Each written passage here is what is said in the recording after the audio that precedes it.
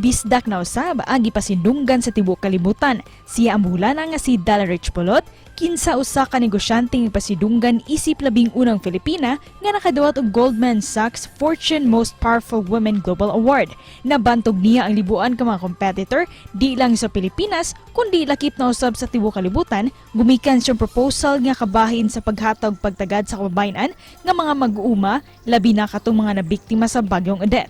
Daghang mga mag-uuma ang naapektuhan ug lakip na usab niini ang mga nag-atiman o nag-umas sa mga kakao.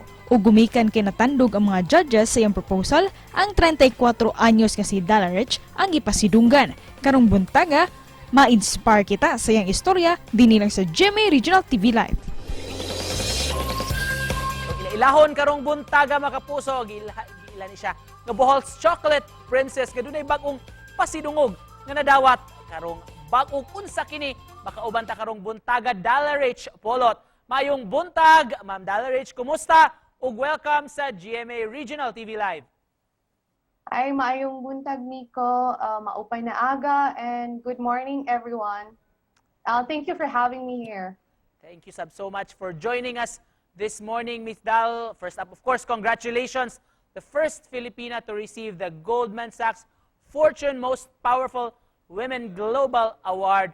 Sa may gibati ni mo, ma'am, dihang napahibaw ka aning mong recognition. Sa tinuod lang, it's actually, for me, this is a God surprise. Kay, imagine, this is the first time that the Filipina will be receiving this such prestigious award with the Goldman Sachs and Fortune. Can you share to us, Miss Dal, unsa ning recognition o unsa may mga qualifications you're saying nga naki-proposal nga gisubmit sa ilaha?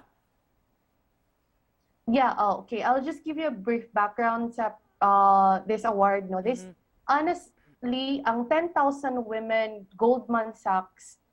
This is a program, global program from all over the world to empower and educate women about business. So I'm a graduate of Goldman Sachs in 2011.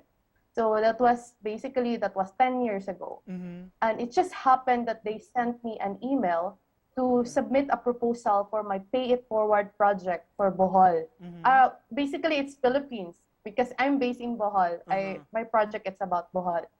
And they will choose only 2 women every year. So after 15 years, I actually claim na I'll be the first Filipina na.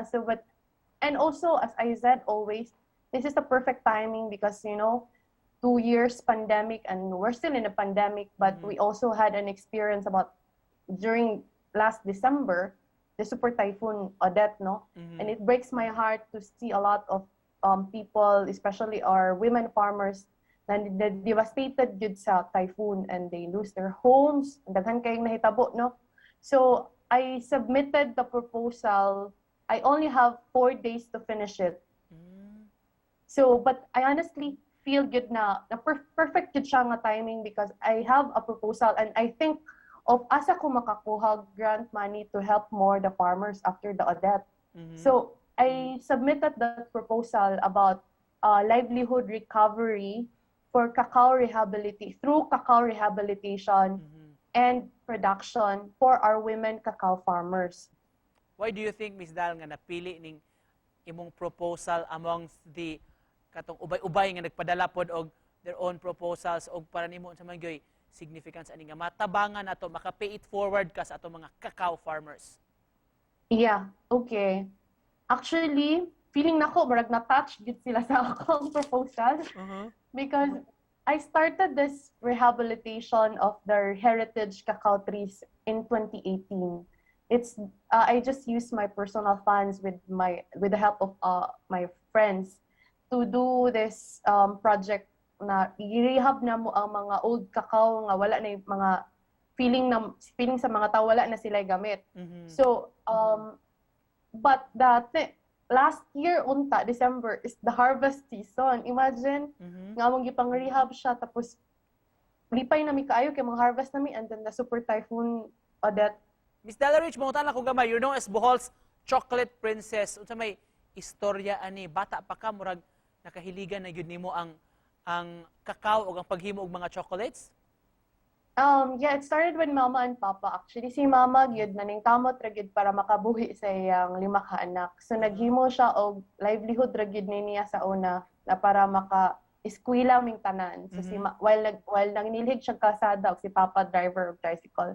Ako actually una-una ako ba ang Bohol manggod og Visayas area daghan ta kay kakao, but nobody, murag it's just like a kakao sa likod sa mong balay. That's for tablay. But to be honest, that's the most expensive chocolate that we can sell to the world because we don't put anything out of it. Murag wa na gibutangan na to sugar, wala ta gibutang milk. That's basically the best and the most healthiest chocolate.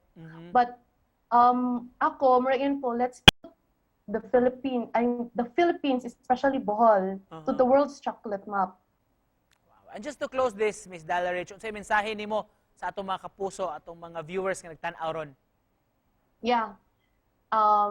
Akong advice gyud no sa ato ang kalisod sa panahon karon, few times na naatay mga pagsulay sa kinabuhi, no? Natay mga sometimes we feel so tired physically, emotionally, but we should not give up kay naa jud ang Ginoo nato. Nagtan-aw ra gyud kanunay nato kung unsa man ang kakapoy, lawas o ka mga uban na mga frustration, disappointments, it's very normal, but always pray. Kani ako, based in my experience, I always believe that whatever happens, there's always a plan for you in His perfect time, in His perfect way. Thank you. Amen on that. Thank you so much for joining us this morning. Congratulations sa recognition ng imong nadawat o imong advocacies. Makapuso Bohol's Chocolate Princess Dalareich Polot. Daghang salamat, Miss Dal. Thank you so much.